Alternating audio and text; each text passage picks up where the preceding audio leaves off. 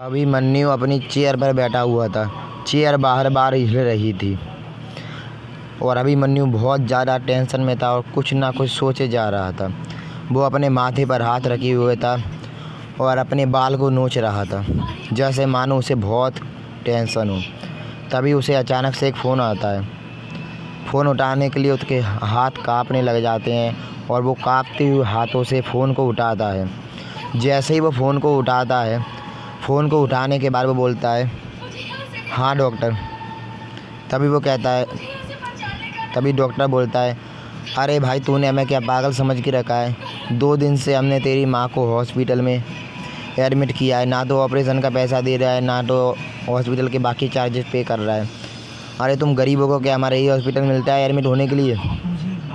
अभिमन्यु कहता है नहीं मैं आपके पैसे का अरेंजमेंट कर लूँगा। देखिए कहीं से भी करूँ, आप थोड़ा टाइम और मुझे दे दीजिए। आप ऑपरेशन तो शुरू कीजिए, मैं आपका पैसा आपको दे दूँगा।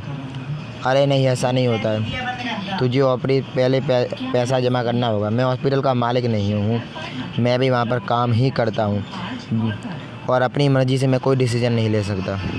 अभिमन्यु थोड़ी देर के लिए सोचता है और उसके बाद कहता है, तो आप मुझे अपने मालिक का नंबर दे दीजिए।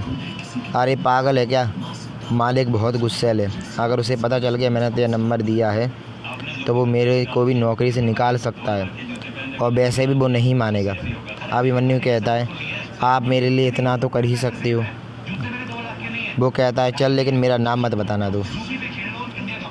तभी उस हॉस्पिटल का मालिक चेयर पर बैठा हुआ था और अपने आलीशान सोफे पर बैठकर चाय पी रहा था। तभी अभिमन्यु का उसे कॉल आता है। वो फ़ोन को उठाता है और उससे कहता है, हाँ कौन बोल रहा है। वो कहता है, सर मेरी माँ आपका हॉस्पिटल में भर्ती है, मेरा नाम अभिमन्यु है। हाँ तू, इतने दिनों से तेरी माँ भर्ती है, ना तो बेड चार्जेस पे कर रहा है और ना ही तो ऑपरेशन का पैसा दे रहा है। जब तेरी हैसियत ही नहीं थी तो क्यों अपनी माँ को मेरे हॉस्पिटल में भर्ती कराया। 20 लाख रुपये ऑपरेशन के चाहिए। अभिमन्यु उससे सामने विनम्रता से बोलता है, सर आप ही बताइए मेरे पास इतना पैसा कहाँ से आएगा, मैं नहीं दे सकता हूँ इतना पैसा, प्लीज़ मेरी मदद कर दीजिए सर।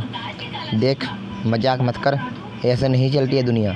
तुम गरीब लोगों की ये प्रॉब्लम है, पैसे को कभी सेव नहीं करोगे, ना तो कभी पैसा कमाने की कोशिश करोगे, लेकिन जब भी तुम्हें पैसे की ज़रूरत होगी तो तुम हाथ फैलाने लगते हो। हाथ फैलाना बंद कर दो, क्योंकि आजकल कोई किसी की मदद नहीं करता है। सर मैं आपका पैसा एक दे दूँगा, मेरी ज़बान पर विश्वास रखिए। मेरी माँ का ऑपरेशन शुरू कर दीजिए, मेरी माँ के अलावा मेरा कोई नहीं है। वो इंसान थोड़ी देर के लिए सोचता है और फिर कहता है, चल ठीक है मैं तुझे पैसा दे दूँगा।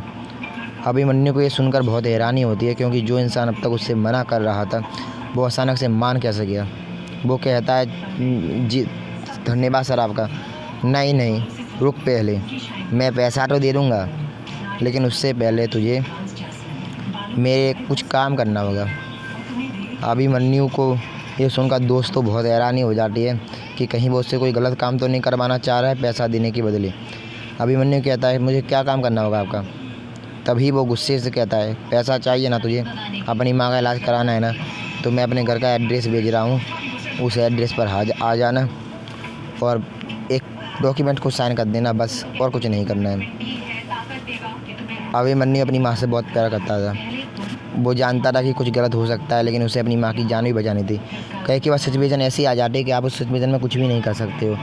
अगर आप कुछ भी करते हो तो कहीं ना कहीं आप गलत होते ही हो। ऐसी सिचुएशन में आपको लड़ना ही होता है और जीतना ही होता है। और ऐसी सिचुएशन कोई कहानी नहीं है, सबके साथ आती है। जिसके साथ भी आई हो कमेंट में लिखना और पार्ट 2 ज़रूर देखना। और अगर इंस्टाग्राम पर देख रहे हो तो the animation series Piyush Sharma knowledge को सब्सक्राइब कर लेना, यूट्यूब पर सर्च कर। धन्यवाद।